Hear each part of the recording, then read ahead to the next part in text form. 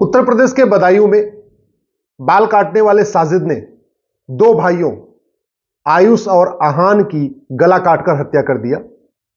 जब तीसरा भाई पीयूष उसको बचाने आया तो पीयूष पे भी हमला कर दिया। वो भी लहूलुहान है और हॉस्पिटल में भर्ती।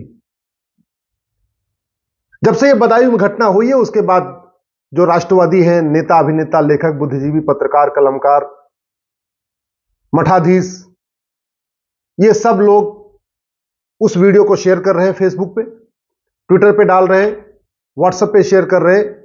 कुछ लोग कह रहे हैं जागो हिंदू जागो, हिंदुओं इकट्ठा हो जाओ, हिंदुओं इकट्ठा हो जाओ। और जो गांधीवादी, अंबेडकरवादी, साम्यवादी, लोहियावादी, समाजवादी, सेकुलर, लिबरल नेता, अभिनेता, लेखक, बुद्धिजीवी, पत्रकार, कलमकार हैं, वो शांत होकर बैठे हुए। अब 2-3 दिन ये घटना चलेगी।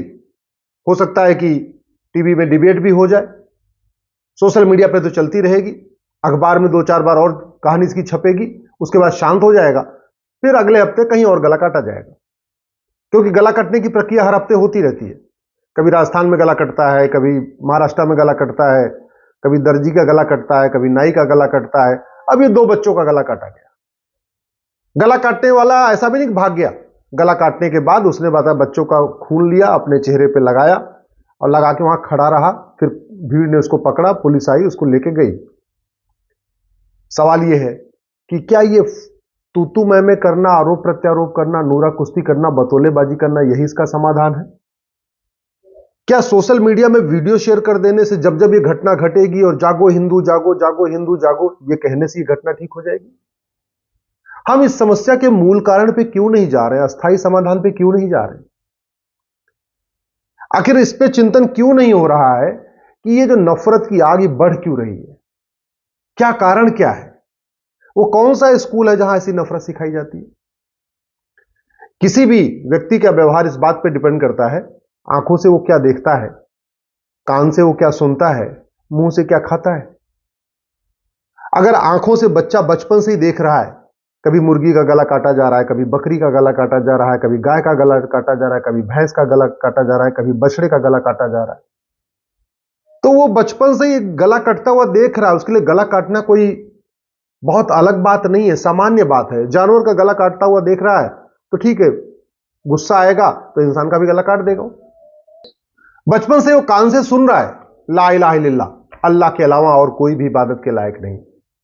बचपन में 5 बार, बचपन से ही 5 बार दिन में सुन रहा है कि न राम पूजा के लायक, न कृष्ण पूजा के लायक, न देवी जी पूजा योग्य है, न भगवान महावीर पूजा योग्य है, न गौतम बुद्ध पूजा योग्य है, न भगवान शंकर पूजा योग्य है, न भगवान विष्णु पूजा योग्य है।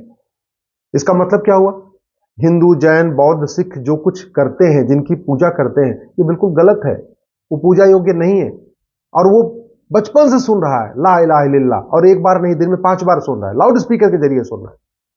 तो स्वाभाविक सी बात है, बड़ा होगा तो राम के भक्तों को, लक्ष्मण के भक्तों को, या कृष्ण के भक्तों को, देवी जी के भक्तों को, शंकर के भक्तों को, विष्णु के भक्तों को वो पसंद नहीं करेगा, क्योंकि तो बचपन से सुन रहा है ना ला इलाहा इल्लल्लाह। इसलिए मैं कहता हूं, दल गुलामी छोड़िए। ऐसे ही गला कटता रहेगा अगर हमने कानून नहीं बदला, व्यवस्था नहीं बदली। और जिन नेताओं के भरोसे आप घूम रहे हैं ना, ये 25 साल के बाद आपके बच्चों को बचाने नहीं आएंगे, फिर आपके बच्चों का भी गला कटेगा। ये जिन लेखकों के, बुद्धिजीवियों के, पत्रकारों के, कलमकारों के भरोसे आप घूम रहे हैं ना, जिन न्यूज एंकरों के भरोसे आप घूम रहे हैं, जिन मठाधीश के और महामंडलेश्वर के कथावाचकों के भरोसे आप घूम रहे हैं, ये 25 साल के बाद आपके बच्चों को बचाने नहीं आएंगे। आपके बच्चों का भविष्य केवल और केवल आज का कानून बचा सकता है, बस। ये जिनके साथ आप घूम रहे हैं, जिनको आप देख रहे हैं, ये 25 साल के बाद सब रिटायर होकर अपने अपने घर में होंगे। आप भी अपने घर में होंगे, लेकिन जिनकी आप जय जयकार कर रहे हैं, ये भी अपने घर में होंगे। और ये भी ध्यान रखिएगा, तू मैं करने से, आरोप प्रत्यारोप करने से, सड़क पे रैली निकालने से, सड़क पे मसाल जुलूस निकालने से, थाने को घेर लेने से और शक्ति प्रदर्शन कर देने से, इसमें कोई कमी नहीं आएगी। चीन में आखिर गला क्यों नहीं कटता? सिंगापुर में गला क्यों नहीं काटा जाता? कोरिया में किसी का गला क्यों नहीं कटता? जापान में किसी का गला क्यों नहीं कटता? जब तक इस बात पे इसको हम नहीं सोचेंगे ना, तब तक इस समस्या का समाधान नहीं निकलेगा। इस जिहाद, मजहबी उन्माद का सबसे पहले हमें ये जो विशेष स्कूल चल रहे हैं इनको बंद करना पड़ेगा। ये नफरत सिखाने वाले जो स्कूल चल रहे हैं ना, इनको बंद करना पड़ेगा, जहां सिखाया जाता है ला इलाहा इल्लल्लाह, अल्लाह के अलावा दूसरा कोई इबादत के लायक नहीं। मदरसों में वसुधैव कुटुंबकम नहीं सिखाया जाता, मदरसों में सर्व मंगल मांगल्य नहीं सिखाया जाता, मदरसों में नारी तू नारायणी नहीं सिखाया जाता, मदरसों में सबका साथ सबका विकास नहीं सिखाया जाता। वहां केवल एक बात सिखाई जाती है ला इलाहा इल्लल्लाह, अल्लाह के अलावा दूसरा कोई इबादत के लायक नहीं। तो इससे नफरत, उससे बच्चे के मन में नफरत फैलती है। मदरसों को बंद करना पड़ेगा और कम से कम 10वीं तक समान शिक्षा लागू करना पड़ेगा, one nation one syllabus, one nation one करके। और 10वीं तक भारतीय शिक्षा व्यवस्था लागू करना पड़ेगा, गुरुकुल वैदिक शिक्षा व्यवस्था लागू करना पड़ेगा।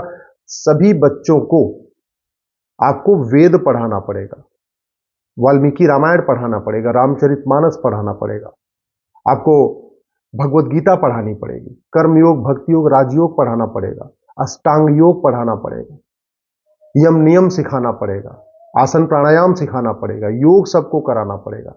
तब जाके शांति आएगी, तब समृद्धि आएगी। दूसरा, ये जितने पर्सनल लॉ चल रहे हैं ना, इन सारे पर्सनल लॉ को खत्म करना पड़ेगा। जितनी विदेशी कुरीतियां चल रही, इनको सबको खत्म करना पड़ेगा। एक भारतीय संस्कृति के अनुरूप भारतीय एक समान नागरिक संहिता लागू करना पड़ेगा, तब जाके इस देश में शांति आएगी। नहीं तो ये नेता, अभिनेता, लेखक, बुद्धिजीवी आते रहेंगे, जाते रहेंगे, कोई फर्क नहीं पड़ेगा। वैसे भी आप देख लीजिए, बदायूं में लोकल बॉडी में किसकी, नगर निगम में कौन है? बीजेपी। उत्तर प्रदेश में कौन है? बीजेपी। केंद्र में कौन है? बीजेपी। तो कायदे से बदायूं में तो ट्रिपल इंजन की सरकार है, इसके बाद भी गला काटा जा रहा है। इसका मतलब सांसद विधायक बदलने से, मुख्यमंत्री प्रधानमंत्री बदलने से समस्या का समाधान नहीं है। समस्या का समाधान कानून से होगा।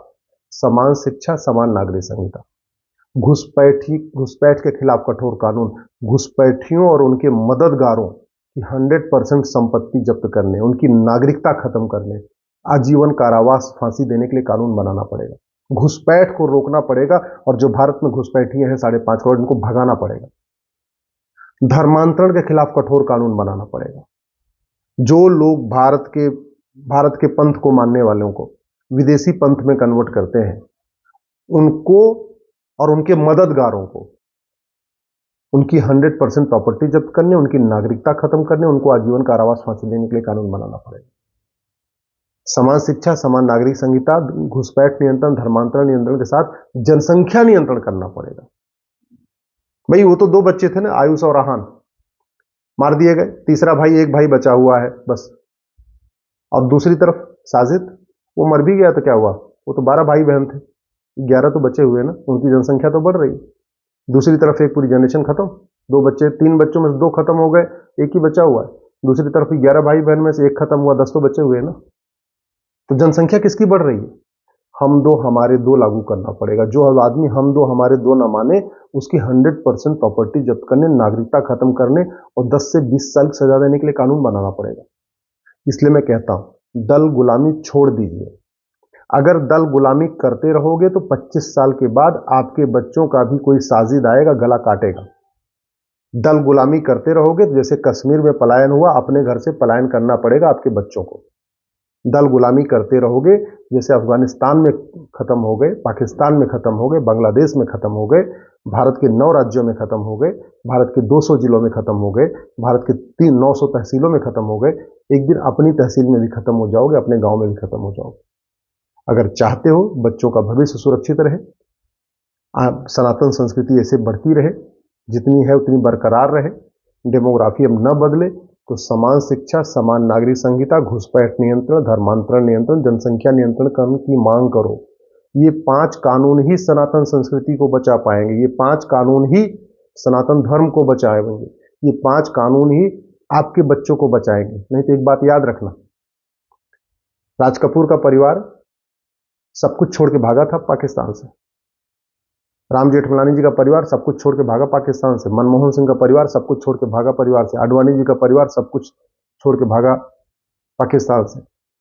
सुनील दत्त का परिवार सब कुछ छोड़ के भागा था पाकिस्तान से। मिल्खा सिंह का परिवार सब कुछ छोड़ के भागा था पाकिस्तान से। लाला अमरनाथ का परिवार सब कुछ छोड़ के भागा था पाकिस्तान से। प्रेम चोपड़ा का परिवार सब कुछ छोड़ के भागा था पाकिस्तान से। और आज भी लोग भाग रहे हैं वहां पे। आप चाहते हो कि आपके बच्चे भी ऐसे भागे, तो आराम से दल गुलामी करिए, नेताओं की जय जयकार करते रहिए, बढ़िया मस्ती में रहिए। और चाहते हो बदलाव आए, आज ही 5000 फेसबुक फ्रेंड बनाओ और अपने फेसबुक पे लिखो हमको 5 कानून चाहिए, समान शिक्षा, समान नागरिक संहिता, घुसपैठ नियंत्रण कानून, धर्मांतरण नियंत्रण कानून, जनसंख्या नियंत्रण कानून, और सीधे अपने फेसबुक पे लिखो जो पार्टी ये 5 कानून बनाएगी उसको हम वोट करेंगे, जो नहीं बनाएगी हम उसको वोट नहीं करेंगे।